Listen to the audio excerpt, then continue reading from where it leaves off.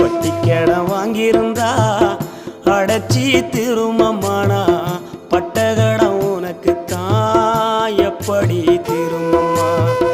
பாசத்தை பட்டியல் போடணுமா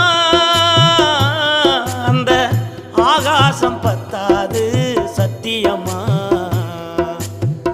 பாசத்தை பட்டியல் போடணுமா அந்த ஆகாசம் பத்தாது சத்தியமா சத்தியமா 300 நாள் சுமந்து என்ன மூச்சடக்கி பெத்தெடுத்து பல 100 தவம் இருந்து என்ன